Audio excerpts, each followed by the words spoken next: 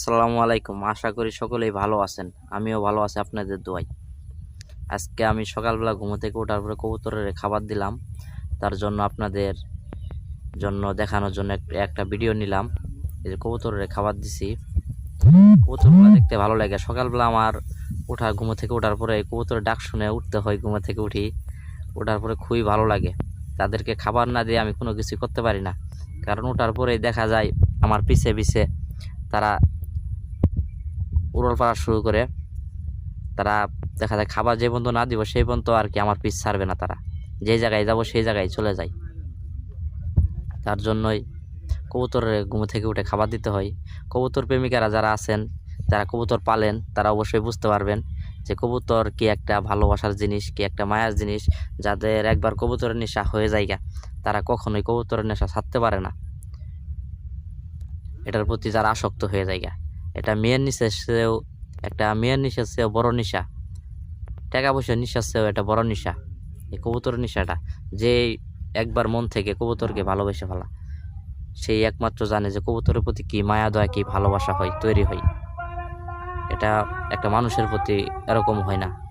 কিন্তু মানুষ বেইমানি করে, কবুতর কখনো কারোর সাথে বেইমানি করে না। এই যে কবুতর আছে, যদি খাবার যদি নাও দেওয়া হয়, সেই কখনো বাড়ি ছেড়ে যাবে না। কারণ তার বিশ্বাস আছে তার মনিব তাকে খাওয়াবে।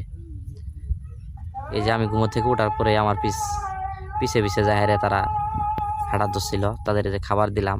এই যে আমার হাতের কাছে এসে খাইতেছে। যে পিঁপড়া, এই খাবার দিছি, পিঁপড়ায় খাবার সংগ্রহ করতেছে। যে একটু একটা পিঁপড়া তার খাবার দেওয়ার পরে যে আমি কবুতরের খাবার দিলে যে পিঁপড়াদের খাবারও হয়ে যায়।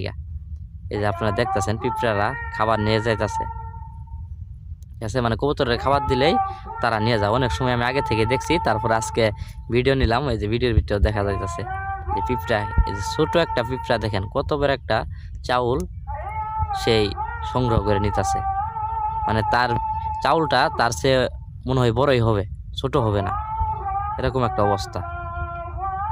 দেখছেন, এই জিনিসগুলা দেখলে খুবই ভালো লাগে যে মানুষের রিজিক কোন জায়গায় আল্লাহ রাখছে এটা বলা যায় না। তবে আমার এগুলা দেখলে খুবই ভালো লাগে। এই যে দেখেন কতটুক একটা পিঁপড়া, কতটুক দেখাই যায় না এরকম একটা।